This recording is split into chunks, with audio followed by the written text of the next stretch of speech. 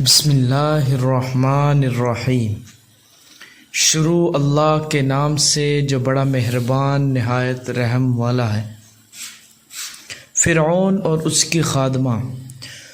حضور اکرم صلی اللہ علیہ وسلم شب معراج میں بیت المقدس کی طرف جاتے ہوئے مصر کے قریب ایک مقام سے گزرے تو انہیں نہایت ہی اعلیٰ اور زبردست خوشبو آنے لگی۔ آپ صلی اللہ علیہ وسلم نے حضرت جبرائیل علیہ السلام سے پوچھا کہ یہ خوشبو کیسی ہے؟ جواب ملا کہ فرعون کی بیٹی کی باندی جس کا نام مشاطہ اور اس کی اولاد کی قبر سے آ رہی ہے۔ پھر حضرت جبرائیل علیہ السلام نے اس کا قصہ بیان کیا کہ مشاطہ فرعون کی بیٹی کی خادمہ تھی اور وہ خفیہ طور پر اسلام لا چکی تھی۔ ایک دن فرعون کی لڑکی کو کنگھی کرتے ہوئے اس کے ہاتھ سے اتفاقاً کنگھی گر پڑی۔ وہ اٹھانے لگی تو اس کی زبان سے بے ساختہ بسم اللہ نکلا۔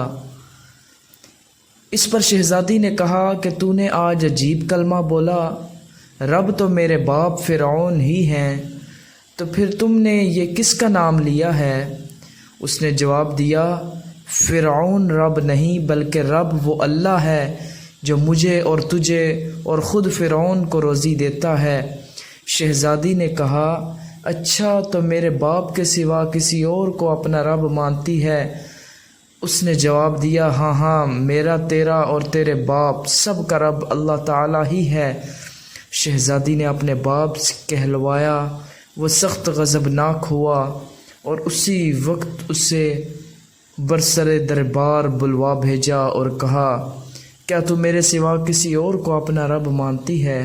اس نے کہا کہ میرا اور تیرا رب اللہ ہی ہے جو بلندیوں اور بزرگی والا ہے۔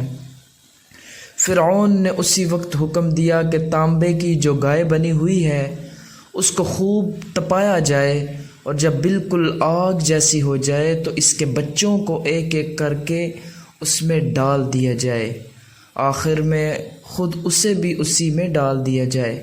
چنانچہ وہ گرم کی گئی، جب آگ جیسی ہو گئی تو حکم دیا کہ اس کے بچے کو ایک ایک کر کے اس میں ڈالنا شروع کرو۔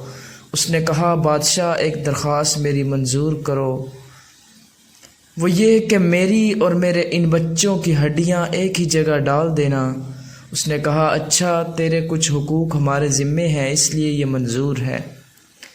اس کی دونوں بچیاں اس کی آنکھوں کے سامنے اس میں ڈال دی گئیں اور وہ فوراً جل کر راکھ ہو گئی۔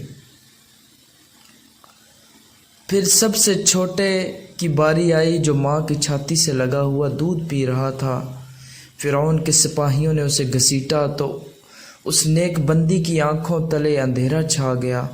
اللہ تعالیٰ نے اس بچے کو اسی وقت زبان دے دی اور اس نے بآواز بلند کہا، اماں جان افسوس نہ کر، اماں جان ذرا سی پس و پیش نہ کرو، حق پر جان دینا ہی سب سے بڑی نیکی ہے۔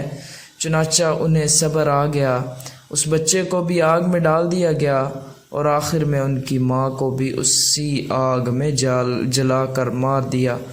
یہ خوشبو کی مہکیں اسی کے جنتی محل سے آ رہی۔